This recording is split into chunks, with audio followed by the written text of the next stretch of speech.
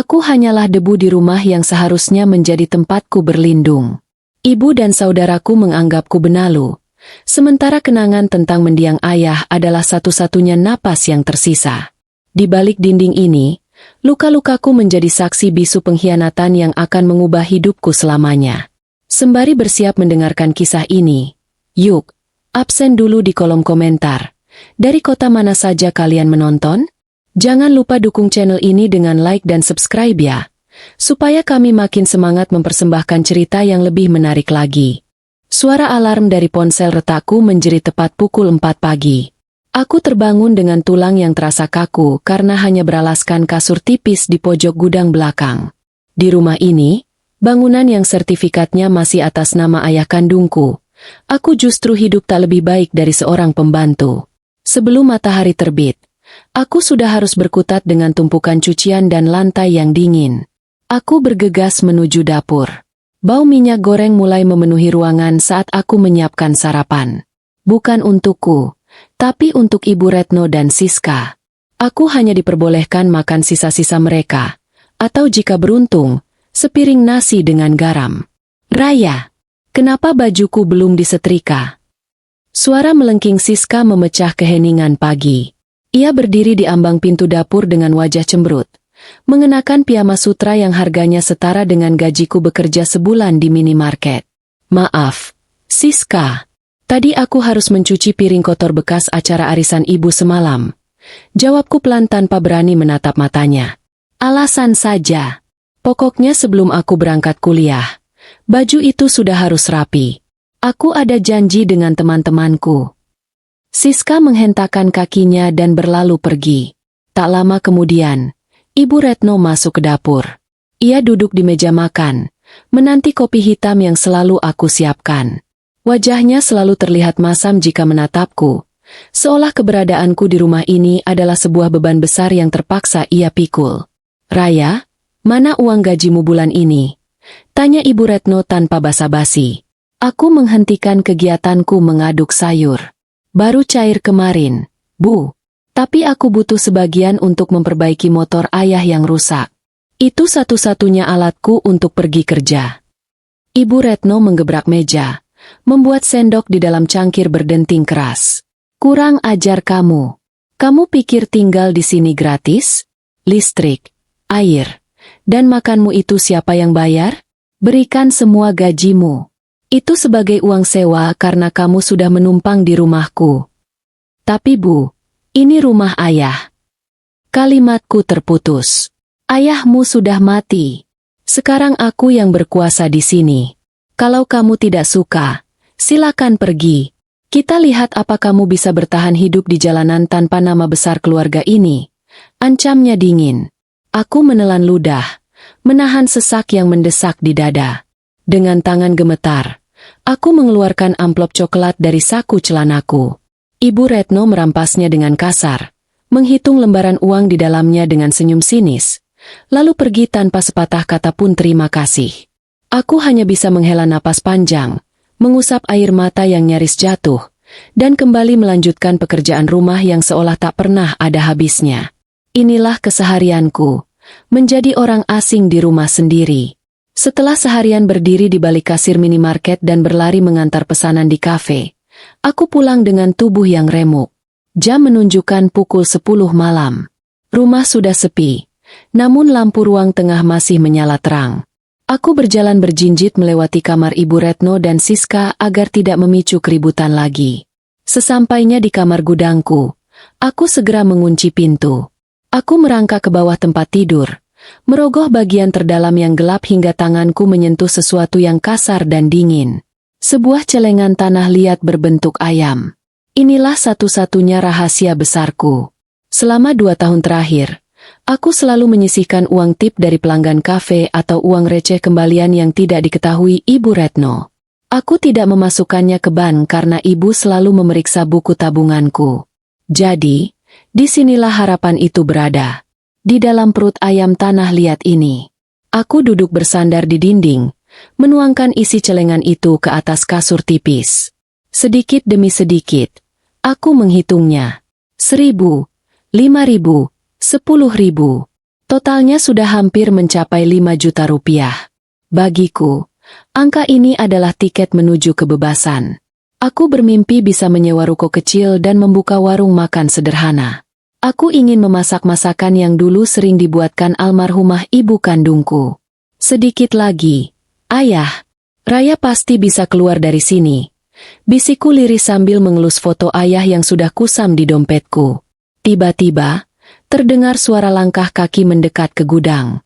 Aku panik. Dengan cepat aku memasukkan kembali uang-uang itu ke dalam celengan dan mendorongnya ke bawah kasur. Belum sempat aku merapikan sprei, pintu gudang ditendang dengan kasar. Siska berdiri di sana dengan tangan bersedekap. "Lagi ngapain kamu?" Mencurigakan sekali, tanya Siska dengan nada menginterogasi. Ia masuk ke kamarku tanpa permisi. Hidungnya mengernyit mencium bau apek ruangan ini. "Aku hanya mau tidur." "Siska, ada apa?" Jawabku berusaha setenang mungkin, meski jantungku berdegup kencang. Siska mulai menggeledah meja kecil di samping kasurku. "Ibu bilang kamu pasti menyembunyikan sesuatu. Tidak mungkin kamu tidak punya uang simpanan padahal kerja di 2 tempat." "Aku tidak punya apa-apa, Siska. Semua gajiku sudah diambil ibu," kataku membela diri. Siska menatapku dengan tatapan merendahkan. Ia menendang tumpukan baju kotor di sudut ruangan. "Awas saja kalau aku tahu kamu berbohong. Aku butuh uang tambahan untuk beli tas baru. Teman-temanku di kampus semua pakai tas bermerek. Sementara aku harus pakai tas yang sudah dipakai 3 kali. Ia terus mengoceh tentang betapa menderitanya hidupnya karena tidak bisa membeli barang mewah setiap minggu. Setelah puas menghinaku, ia keluar sambil membanting pintu. Aku terdiam di dalam kegelapan, mendekap lututku erat bergetar. Aku tahu, posisiku semakin terancam. Harapanku yang tersimpan di bawah kasur itu kini berada dalam bahaya besar. Aku harus segera mencari cara untuk mengamankan uang itu sebelum semuanya terlambat. Karena jika uang itu hilang, maka hilang pulalah satu-satunya jalan keluar yang aku miliki. Hari itu kafe sangat ramai. Aku pulang lebih larut dari biasanya, menyeret langkah kaki yang terasa begitu berat. Rasanya tulang-tulangku mau copot setelah bolak-balik melayani puluhan pelanggan sejak siang. Setibanya di rumah, suasana terasa sangat ganjil. Lampu ruang tengah menyala terang benderang, dan terdengar suara resleting koper ditutup paksa dari arah kamar Siska. Aku tidak memedulikannya dan segera melangkah menuju gudang belakang tempatku beristirahat. Begitu membuka pintu kayu yang berderit itu, jantungku seakan berhenti berdetak. Duniaku mendadak runtuh. Kamarku berantakan luar biasa. Kasur tipisku terbalik, dan pakaian-pakaian lusuhku berserakan di lantai yang berdebu. Namun, yang paling membuat napasku tercekat adalah pemandangan di sudut ruangan.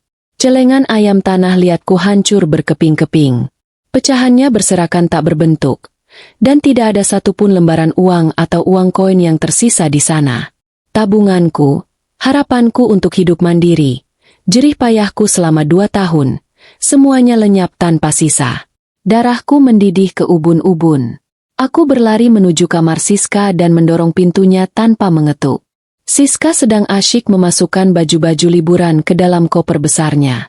Di atas kasurnya yang empuk, tergeletak tumpukan uang hasil kerja kerasku. "Kembalikan uangku, Siska!" teriakku dengan suara bergetar menahan amarah yang meledak. Air mataku mulai jatuh tak tertahankan. Siska menoleh dengan santai, mengibaskan rambutnya sama sekali tidak merasa bersalah. "Uang apa maksudmu?" "Ini uang sakuku dari ibu untuk liburan ke Bali besok pagi bersama teman-temanku. Kamu jangan sembarangan menuduh orang.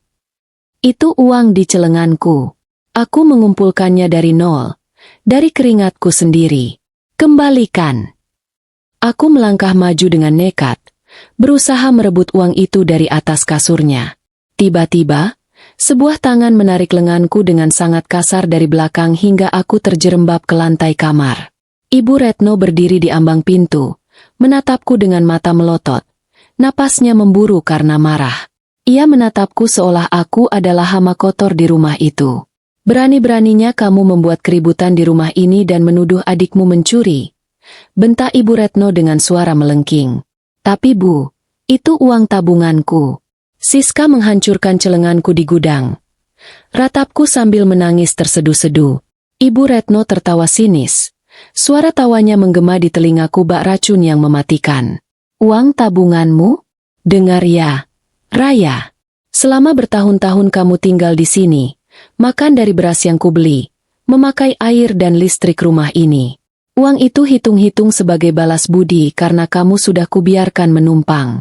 Kalau bukan karena kebaikanku, kamu sudah jadi gembel di jalanan. Tapi ini rumah ayah. Aku punya hak di sini. Untuk pertama kalinya dalam hidupku, aku berani membalas tatapan matanya. Wajah Ibu Retno memerah padam. Ia menunjuk ke arah pintu depan dengan jari telunjuknya yang dihiasi cincin emas. Keluar! Keluar kamu dari rumahku sekarang juga. Dasar anak tidak tahu diuntung. Bawa barang-barang rongsokanmu dan jangan pernah menginjakan kaki di sini lagi. Malam itu juga, diiringi rintik hujan yang mulai turun, aku melangkah keluar dari rumah peninggalan ayah.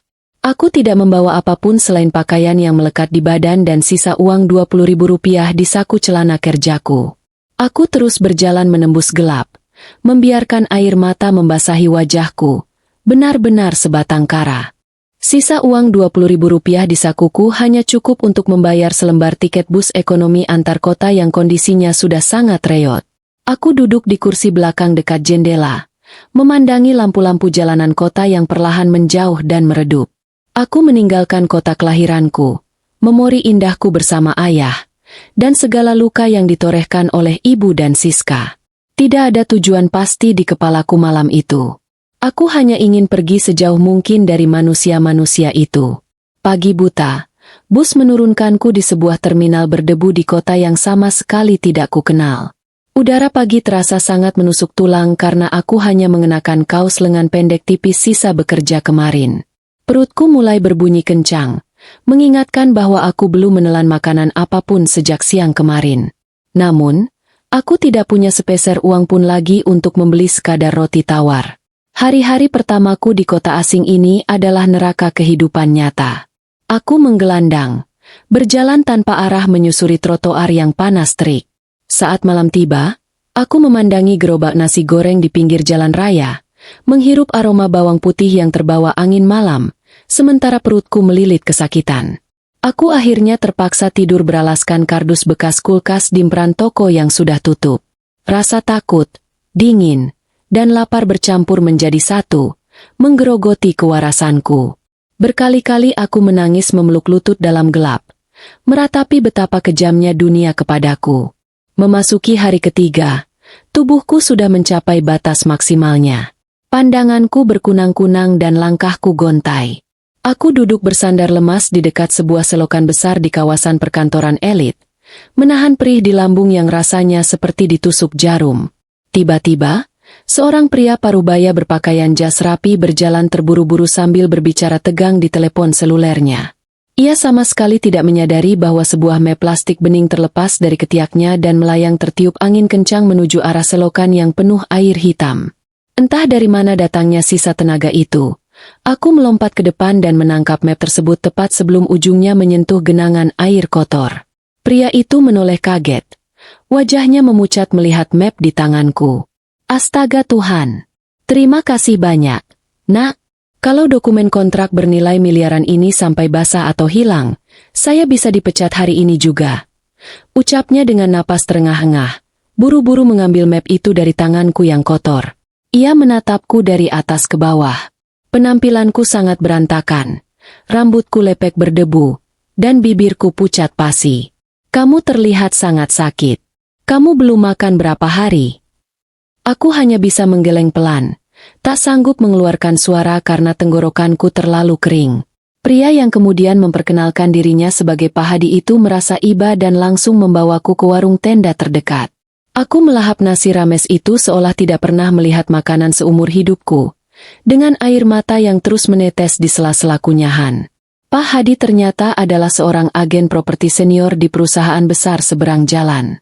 Setelah mendengar cerita singkatku merantau tanpa uang, ia menawarkan sebuah pekerjaan.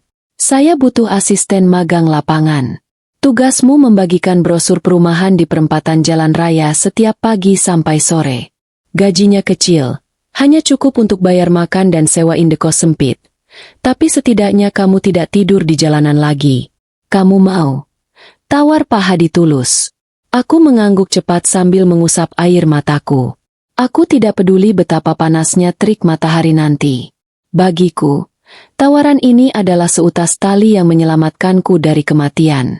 Hari itu, langkah pertamaku bangkit dimulai dari kerasnya trotoar jalanan.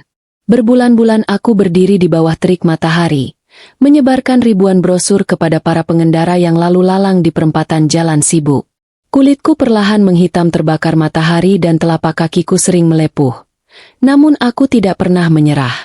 Di sela-sela waktu istirahat di bawah pohon rindang, aku rajin membaca materi brosur yang kubawa. Aku mempelajari spesifikasi bangunan, keunggulan bahan material, harga pasar, hingga skema cicilan rumah yang kami jual. Aku menyerap setiap detail informasi itu karena aku tidak mau hanya menjadi pembagi brosur seumur hidup. Suatu siang yang terik, kantor pemasaran kami kedatangan seorang bapak tua berpakaian sangat sederhana. Ia hanya memakai kemeja batik pudar, celana bahan yang sudah kusam, dan sandal kulit tua.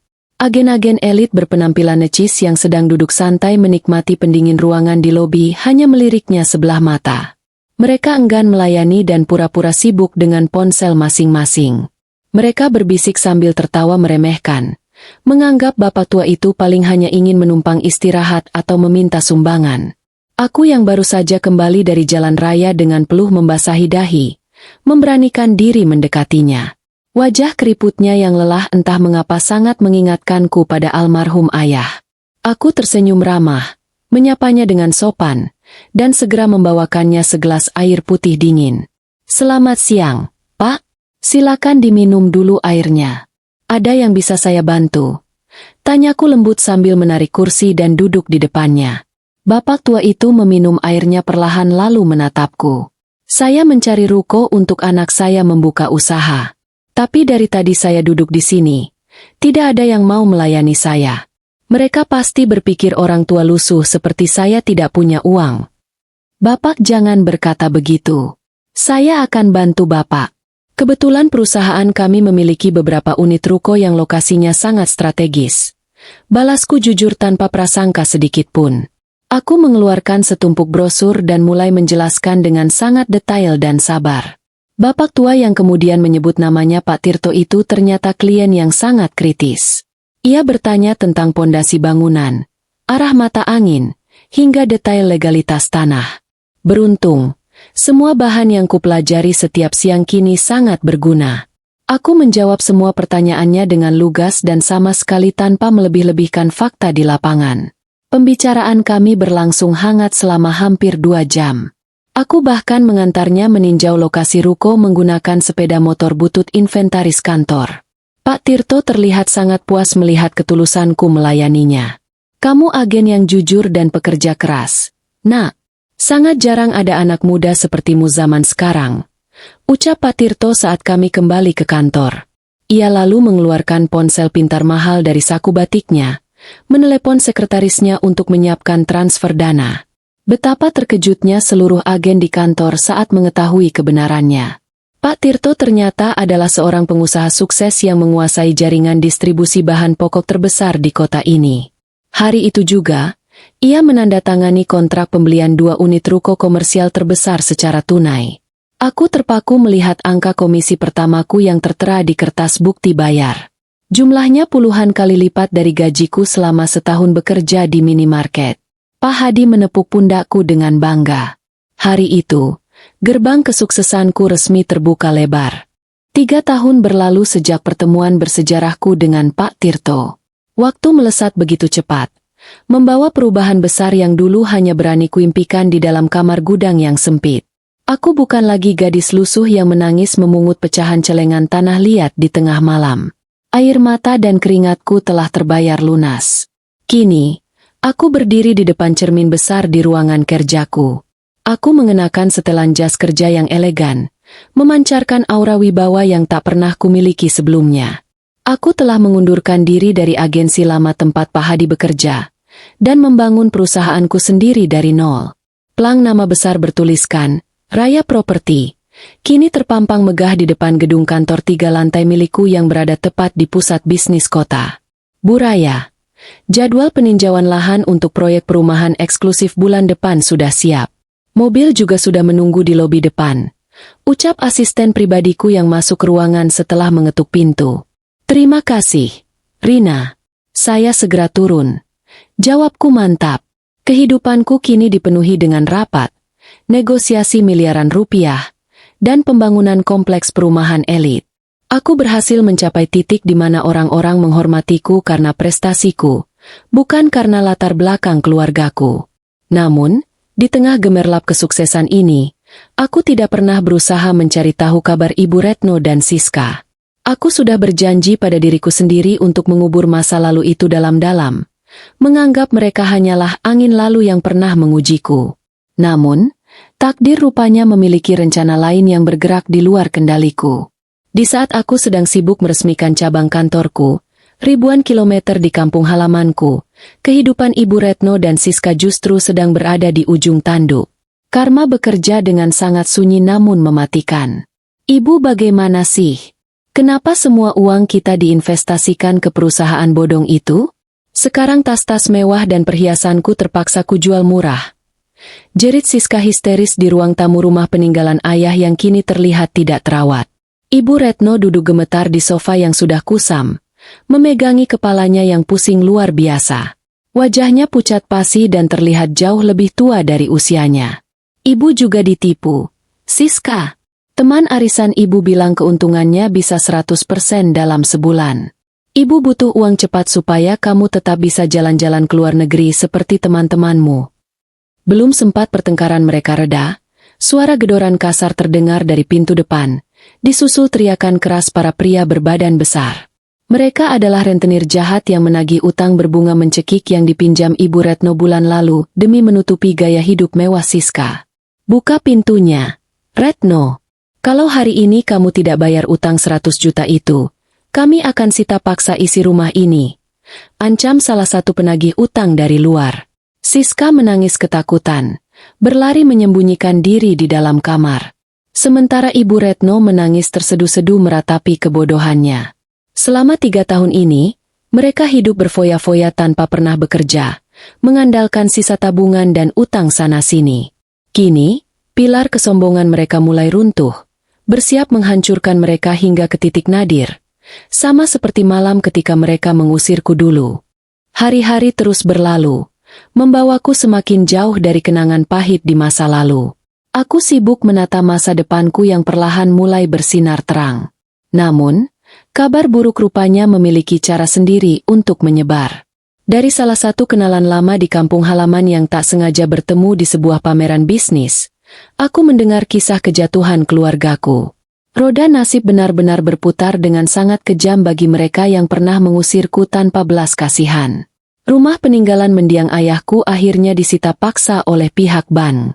Ibu tiriku ternyata tidak mampu membayar tunggakan utang dan bunga rentenir yang semakin membengkak setiap harinya akibat tertipu investasi bodong. Hari eksekusi penyitaan itu kabarnya berlangsung sangat memalukan. Adik tiriku menangis histeris di halaman depan rumah, memohon belas kasihan saat para petugas mengeluarkan barang-barang mewah sisa kekayaan mereka ke pinggir jalan raya. Tetangga yang dulu sering mendengarkan kesombongan ibu tiriku hanya bisa menonton dari jauh, tanpa ada satupun yang berniat mengulurkan tangan membantu. Setelah pengusiran hari itu, kehidupan mereka berubah drastis menjadi mimpi buruk. Adik tiriku yang biasa hidup dikelilingi kemewahan langsung ditinggalkan oleh teman-teman kampusnya. Mereka yang dulu selalu memujinya karena sering ditraktir liburan dan makan enak, kini berbalik menjauh seolah adik tiriku adalah penyakit menular. Ia terpaksa berhenti kuliah hari itu juga karena tidak ada lagi sepeser pun uang untuk membayar biaya semester. Sementara itu, ibu tiriku jatuh sakit karena stres berat memikirkan kebangkrutan yang terjadi dalam sekejap mata. Tubuhnya yang dulu selalu dihiasi perhiasan emas kini kabarnya kurus tak terawat. Mereka terpaksa menyewa sebuah kamar kos kecil yang pengap dan atapnya bocor di pinggiran kota. Uang hasil penjualan sisa barang bermerek milik adik tiriku hanya cukup untuk makan seadanya selama beberapa bulan saja. Pertengkaran demi pertengkaran menjadi rutinitas harian di kamar kos sempit itu. Adik tiriku sering menyalahkan ibu tiriku atas semua kebodohan meminjam uang pada rentenir. Di tengah keputusasaan yang memuncak dan perut yang terus meronta kelaparan, seorang kenalan mereka yang merasa iba memberikan sebuah saran terakhir. Ia menyarankan ibu tiriku untuk pergi ke kota sebelah, mencoba mengajukan pinjaman modal usaha tanpa agunan di sebuah perusahaan properti raksasa. Perusahaan itu memang sedang naik daun dan sering diliput media cetak karena program bantuan sosialnya. Terdorong oleh rasa putus asa, ibu dan adik tiriku akhirnya mengumpulkan sisa-sisa koin recehan mereka. Mereka nekat menumpang bus ekonomi antar kota, menempuh perjalanan jauh menuju kota tempatku berada. Mereka sama sekali tidak menyadari bahwa nama pimpinan perusahaan yang akan mereka datangi untuk mengemis pinjaman adalah nama anak perempuan yang dulu mereka buang di tengah malam yang hujan. Pagi itu, suasana kantorku berjalan tenang seperti biasa. Aku sedang memeriksa tumpukan berkas laporan keuangan ketika asisten pribadiku masuk dengan wajah sedikit bingung. Ia mengatakan ada 2 orang perempuan berpakaian sangat lusuh yang bersikeras ingin bertemu langsung denganku. Mereka menangis terseduh-seduh di lobi bawah, memohon untuk diberikan pinjaman dana darurat karena sedang kelaparan dan terancam diusir dari kontrakan. Karena merasa kasihan, asistenku mempersilakan mereka naik ke lantai atasku setelah melewati pemeriksaan keamanan. Bawa mereka masuk, ucapku pelan sambil merapikan meja kerjaku. Pintu kayu ruanganku perlahan terbuka.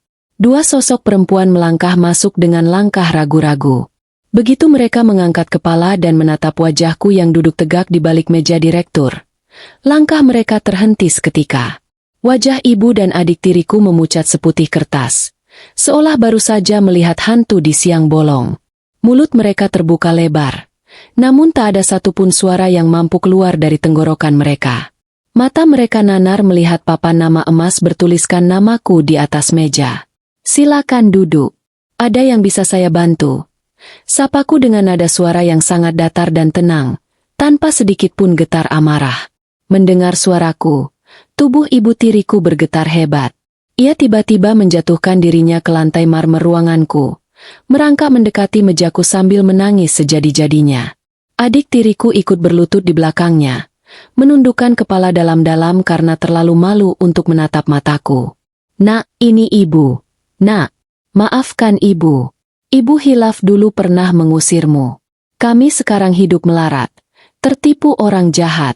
Rumah ayahmu sudah disita. Tolong bantu kami. Nak, kamu sudah sangat sukses sekarang. Kamu pasti masih menyayangi keluargamu kan?" Ratap ibu tiriku dengan nada memelas yang dulu selalu kugunakan padanya. Ia mencoba meraih kakiku, namun aku segera memundurkan kursiku. Aku menatap mereka bergantian dalam diam. Tidak ada lagi rasa benci yang meledak-ledak di dadaku. Tidak ada dendam yang membara.